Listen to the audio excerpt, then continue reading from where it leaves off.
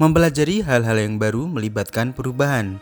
Setelah kita mempelajari cara membaca ketika masa kecil dulu, huruf-huruf ini tidak meninggalkan kita, melainkan terpatri menjadi bagian dari diri kita yang telah diubah melalui proses belajar. Ketika pertama kali kita memasuki area kampus, kita merasa tidak familiar dan mungkin tersesat dalam mencari ruangan. Namun setelah kita tahu lokasinya dan terbiasa dengan itu, kita tidak akan tersesat lagi. Pengalaman membentuk diri kita, dan pengalaman adalah fondasi dari proses belajar, yaitu perubahan sistematis dan relatif permanen pada perilaku yang terjadi melalui pengalaman.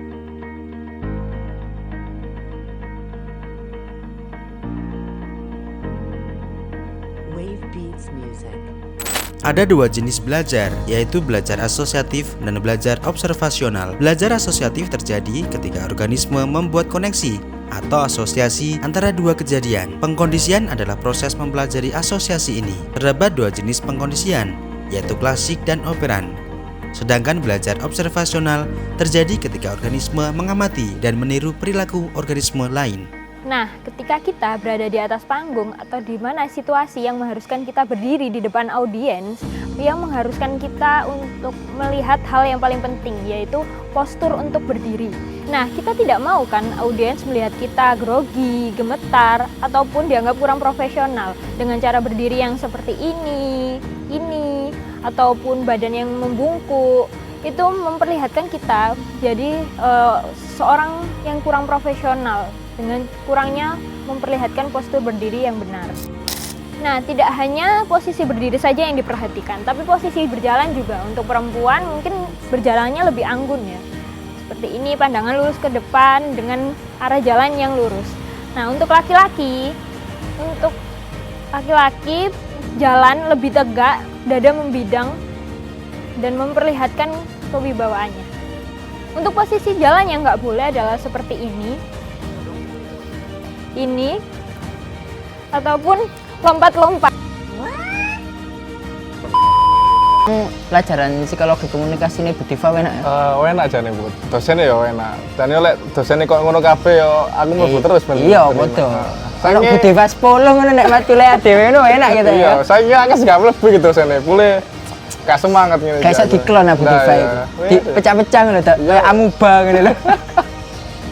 Dulu, sentrasane. Bu, pagi Bu. Pagi.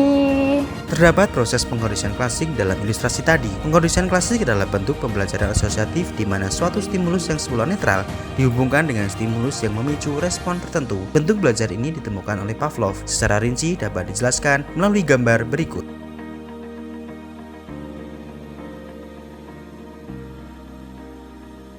Dengan kata lain, pada awalnya, dosen dengan gaya mengajar yang lugas dan lucu secara alami memicu respon positif dari mahasiswa, yaitu perasaan senang dan sukacita terhadap mata kuliahnya. Seiring waktu, saat dosen terus mengajar dan mengaitkan gaya mengajarnya dengan materi pelajaran atau kelas, mahasiswa mulai mengasosiasikan materi atau kelas itu sendiri dengan perasaan senang dan menyukai, yang awalnya hanya terkait dengan gaya mengajar dosen. Demikian tadi materi tentang komunikasi nonverbal. Mungkin dari teman-teman ada yang berani untuk mengajukan pertanyaan, akan saya beri nilai plus.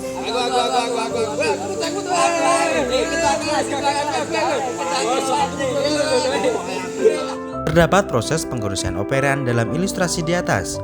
Pengkondisian operan adalah bentuk pembelajaran asosiatif yang melibatkan hubungan antara tindakan atau perilaku dan konsekuensinya. Proses ini pertama kali dikembangkan oleh ilmuwan perilaku B.F. Skinner. Dalam pengkondisian operan, individu belajar melakukan tindakan tertentu karena dampak atau konsekuensi yang terjadi setelah tindakan tersebut. Dalam konteks cerita di atas, dosen memberikan hadiah sebagai penguatan positif untuk perilaku mahasiswa yang bertanya. Oke guys, sekarang kita praktek tentang intonasi dalam komunikasi.